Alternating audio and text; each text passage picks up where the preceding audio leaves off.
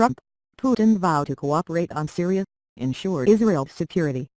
Trump says he saw no reason to believe Russia had hacked the 2016 U.S. presidential election to help him win, and Putin was extremely strong and powerful in his denial today. Russian President Vladimir Putin opened Tuesday's highly anticipated joint press conference with U.S. President Donald Trump in Helsinki by saying that the U.S. President paid particular attention to Israel during their summit. Trump echoed that Russia and the U.S. will work together to help ensure Israeli security. "We both spoke with Bibi and they would like to do certain things with Syria having to do with the safety of Israel," Trump told a joint news conference. "Russia and the United States will work jointly in this regard. Creating safety for Israel is something both Putin and I would like to see very much," Trump said. Putin said Trump had spent a lot of time talking about Israel during their talks. The conditions were in place for effective cooperation on Syria, Putin added. Washington and Moscow backed different sides in the 8-year-old civil war. Trump said they also wanted to help the Syrian people on a humanitarian basis. "Our militaries have gotten along better than our political leaders for a number of years. And we get along in Syria too," Trump said. Trump also said he had stressed the importance of putting pressure on Iran, an ally of Russia, while Putin said he was aware of U.S. opposition to the international nuclear agreement on Iran, which Russia supports.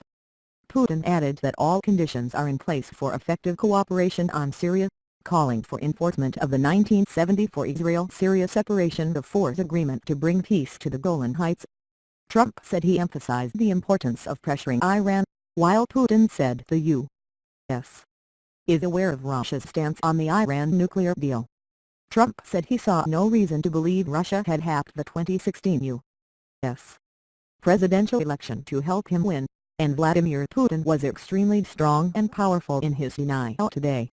At a rambling news conference after a one-on-one meeting with the Russian president, Trump said not a single critical word about Russia on any of the issues that have brought relations between Washington and Moscow to a post-Cold War low. Asked if he trusted U.S. intelligence agencies which concluded that Russia interfered in the 2016 election, he said he had been told by his CIA chief that it was Russia, but that he saw no reason to believe it.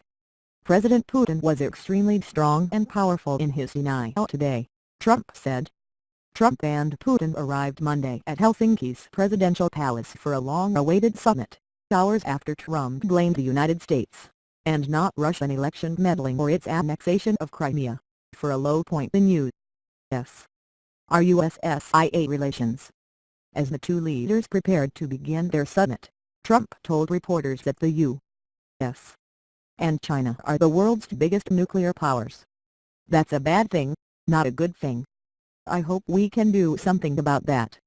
The drama was playing out against a backdrop of fraying Western alliances, a new peak in the Russia investigation and fears that Moscow's aggression may go unchallenged.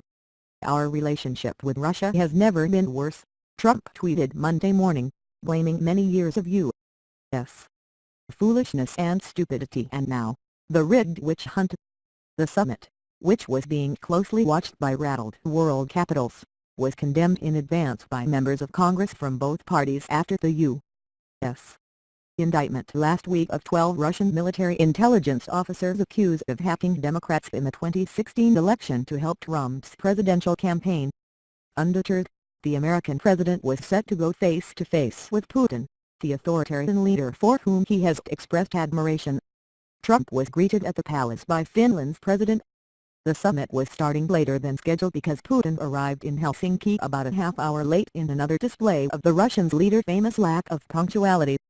Trump seemed to return the favor by waiting until Putin had arrived at the palace before leaving his hotel. Putin has been late for past meetings with the Pope and British Queen, among many others. Trump and his aides have repeatedly tried to lower expectations about what the summit will achieve. He told CBS News that he didn't expect anything from Putin, while his national security advisor said the U.S. wasn't looking for any concrete deliverables. Trump told reporters during a breakfast Monday with Finland's president that he thought the summit would go fine. The meeting comes as questions swirl about whether Trump will sharply and publicly rebuke his Russian counterpart for the election meddling that prompted the special counsel probe that Trump has repeatedly labeled a witch hunt. Netanyahu, leaders will discuss Iran, Syria. Last week, Israel's Prime Minister Benjamin Netanyahu flew out to Moscow for talks with Putin that focused on Israel's demand that Iranian forces leave Syria. Netanyahu said he spoke to Trump on Saturday concerning security and diplomatic issues in light of developments in the region, with Syria and Iran first and foremost, of course. These issues, Netanyahu said, will also come up during Trump's meeting with Putin. I thanked President Trump for his strong policy against Iran because since this policy has been taken, we have seen a great effect on, and inside, Iran, Netanyahu said.